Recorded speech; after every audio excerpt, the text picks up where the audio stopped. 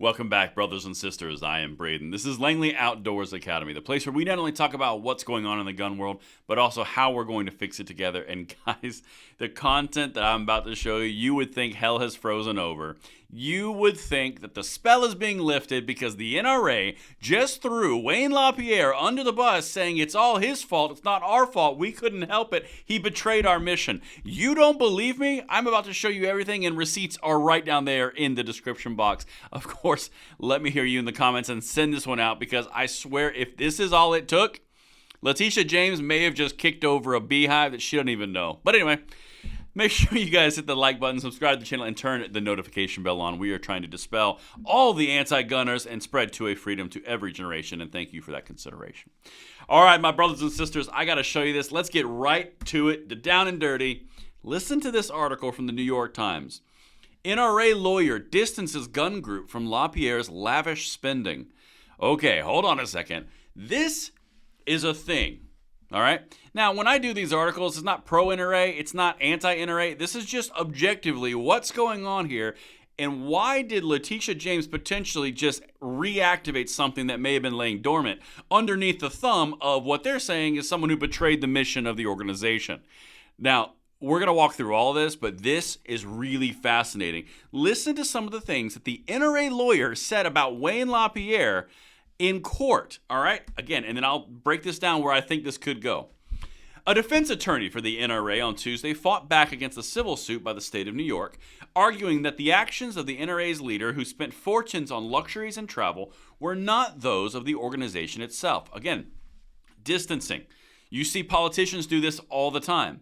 When they're looking for self-preservation, they throw the party who can be perceived as guilty under the bus. That's what's starting to happen here. Now, that can have a lot of implications. We're going to talk about it in 1 second. But let me show you some of the things she specifically said, because some of this stuff is pretty brutal. On Tuesday, a lawyer for the group, Sarah Rogers, tried in her opening statements to distance the organization from Mr. LaPierre, telling jurors that while he was a valuable leader, quote, he was not always a meticulous corporate executive. The NRA is not Wayne LaPierre. All right, well, let's just call it duck a duck. Not always a meticulous corporate executive. The guy was corrupt all the way to the hilt. We all know it. Let's just say it. That's not the big story here. Everyone knows it. That's why the NRA's been suffering. However, if the NRA has now noticed that, and they are now throwing him under the bus as the problem child, but then they're using it as an opportunity to turn about, not saying it's going to work or not. I'm just saying that's what it looks like is starting to occur. I got some more for you. Listen to this. And I would be remiss if I didn't tell you some absolute BS that the lawyer says. Check this out. This is, again, the NRA's lawyer. Ms. Rogers told the jury that no dollars donated to the NRA were misspent. I mean, I know you're a lawyer, but come on. Did you not even crack a smile when you said that? Come on now. While also touting the group's gun education and safety programs, women's initiatives, and hunting and conservation advocacy. Okay, that's all great, but let's go back to that first part. None of it was misspent. Come on now. Anyway, I got to give them some crap, because that's just crap. But here's what they said after that. But Ms. Rogers argued that some of those expenses were legitimate or had been repaid with interest. In referring to the yacht trips, she said they cost the NRA and its members and its donors nothing. Okay, if she's saying nothing because it's all been repaid with interest, okay, fine. Still crappy. You don't get off the hook for that one. But the main point of this video, they are shaping this as Wayne LaPierre, well, he was not a meticulous executive, valuable leader, but not meticulous executive, good person, but not good for the organization. And after all, Wayne LaPierre is not the NRA. It's interesting that it took him retiring about 4 days ago for them to do an about face and basically say, you're jettisoned. We're going to use this as a marketing opportunity to get us off the hook in this case, and also potentially turn the entire organization in a way that's actually profitable, because you know that money is involved in this action.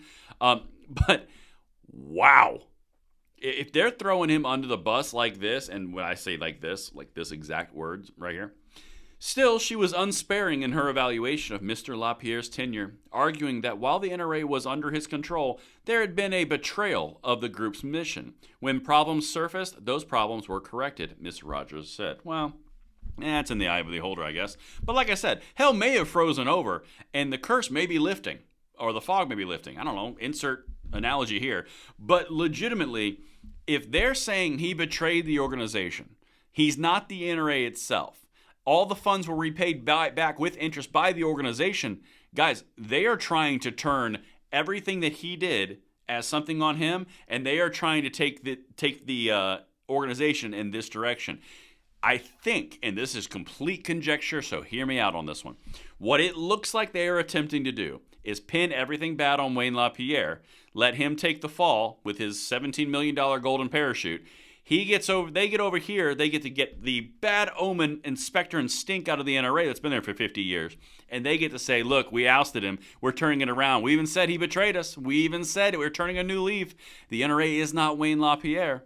The next step that I'd be waiting on is I'd be waiting on a very specific executive, I don't know who, but someone who fits the role of a unifier, who could be seen as a moderate, and someone that's not going to ruffle a lot of feathers. And then it's going to be very much all about NRA mission focus, people of the NRA. Come back to the NRA. We're going to defend our gun rights. We're going to stand stalwart. Then after that, I expect them to do a very large, very public press against something they target in the gun control world in order to get some positive momentum.